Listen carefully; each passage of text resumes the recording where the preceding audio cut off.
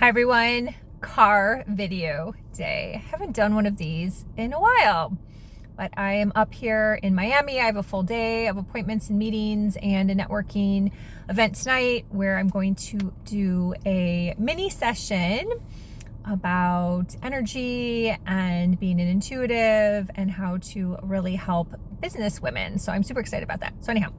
So I had a few minutes to pop on and record this video, and this is a big topic, may ruffle some feathers, but honestly, it needs to be addressed. And that is the coaching industry. Yes, the coaching industry. And it really needs to be addressed because there is so much crap out there online and happening, and it keeps slapping me in the face, and I'm quite sure I'm not alone in this. And what ends up happening is it does the whole industry of coaching, personal development, a huge disservice. And what does that mean then? That means then people that could really use the help, benefit from the help, whether you're a client or the coach or both, it doesn't matter, end up getting discouraged, dismayed, turned off by the whole industry. I personally can get there. I can. This week has been a roller coaster in conversations. A friend of mine who has had an Ahai session with me, a very good Ahai session with me a few months ago, she called me this week and out of the blue. And it was very, very cool of her. And she said, I just want to say thank you. Thank you for listening to me. And she compared working with me versus being in another program. And I just listened because I could understand what she was talking about. The other program she's in, the coach is young and doesn't have the experience in what my friend is dealing with.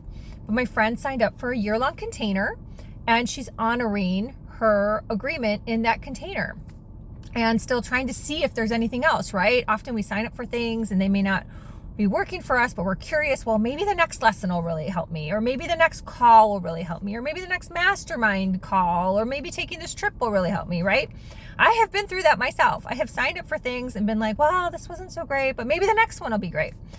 And what ends up happening after that is that you want to get out of the program. You want to get out of the program, but you're in a contract. And I hear this a lot. I hear this from coaches, going, gosh, I had a client default on payments. They ghosted me. And I don't want to point any fingers because, it could happen to anybody and there's so many reasons. But I also think it's a really good idea to look at that.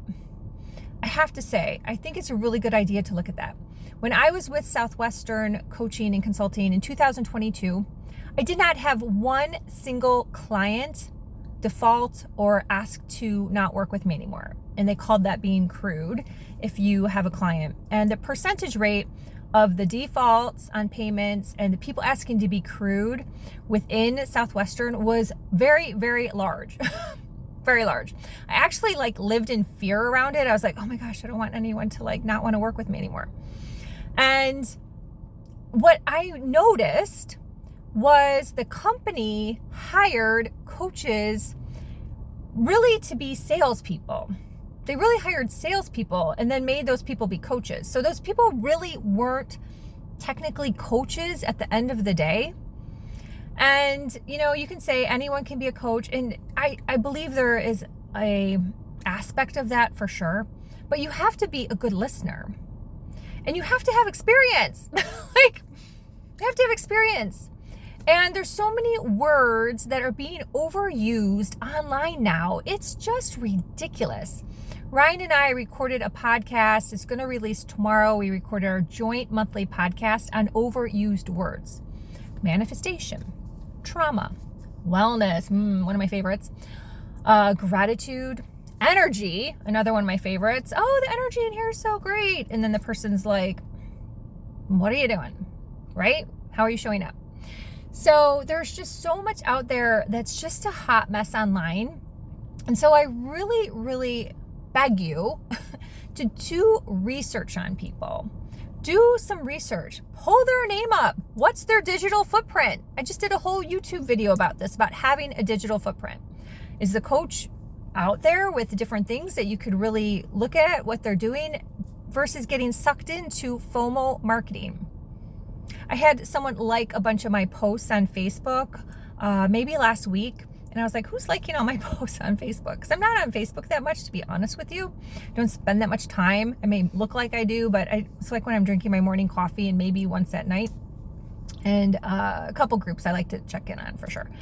But in general, I'm not like a big Facebook user like some other people. So I'm like, who is this person? It really stood out to me. So I looked, and she looks like she's like 25 maybe. And all of her copy is that perfectly written copy that's taught, that's literally taught. Seriously? Seriously. Let's start to get a little wiser. And if you're a coach and you truly feel that you're ready, that's amazing. I love it. The coaching world is abundant. Like seriously, there's so many people that haven't even heard of like what is a coach, right? I mean, there's a need for coaches. I've had many coaches. I'm in many coaching containers. Like, I'm not trying to make someone feel like they can't be a coach, but I just think that people need to take a moment and think about what they're doing. Another one of my favorites right now is high ticket coach. And the marketing is to someone who's like in their 20s or 30s. Do they even have experience to technically be a high ticket coach? It's marketing. People are falling for marketing. So just be really careful. Like, who are you following? Just because they have a beautiful, nice, shiny Instagram, does that really mean they have the experience? I mean, really, they may, and that's amazing. Research, people. Do they have a website? Do they have some podcasts, some YouTube videos? Have they been interviewed by some people? How long have they been showing up? Do they share their stories? Quite frankly, sharing your stories now, your personal stories, marketing is going to be shifting. I feel this, I see it. And this is why, because you can easily craft marketing messages to sell to people. Just like you can do AI. And Ryan and I talk about this in the podcast. AI, yes, there are definitely great uses for AI. Absolutely. You should not be in the dark about AI.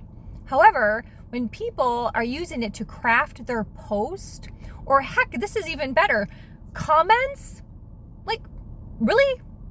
Where's the human connection, right? So you're losing all your authenticity of who you are, why you help, what are your lessons, how are you showing up? How are you showing up? I could go on and on, but I don't want this to be a long video, to be really honest. So now it's starting to rain. But give me a shout out. I just really think that if we don't stop some of this madness online between the overused words, the FOMO marketing, selling things that we really don't have experience in selling, it would be like me trying to sell being a mom. I'm not a mom. I'm a dog mom, and I'm a really great aunt, but I'm not a mom. So make sure you do the research on the people to make sure you're buying what you really need, so you don't end up trying to default on the programs that you have purchased. And one more nugget on that. One more nugget. I seriously have so much to say on this. One more nugget. I had a networking coffee today with an owner of a law firm, a very successful law firm, and he was like, yes, that is one of the things that we get a lot of requests about for help in terms of coaches and people getting out of their contracts. It's a thing. It's a thing. People are trying to get out of their contracts. So it is truly one of the reasons why my New Codes Collective Mastermind, for example, is month to month. You can buy a longer package, but I want people, if they're not jiving with the group or jiving with me, I want them to be able to exit.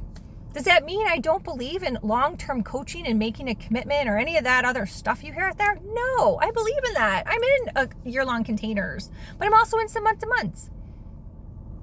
I just kind of go with the flow, but I also make sure I've done my research before I sign up for something long-term. So I really hope this helps out there. Please just take a moment. I know it's a little bit of a rant, but Ryan and I talk more about it in my podcast that comes out tomorrow, our joint monthly episode. So check that out. And in the meantime, I love you. I just want you to have an amazing life, whether you work with me or another coach, or whether you are a coach. I'm sure there is some aspect of this video that you're going to be raising your hand high and go, I see this too. Yep, Melinda, you are right. So I would love to hear. Thanks. Bye.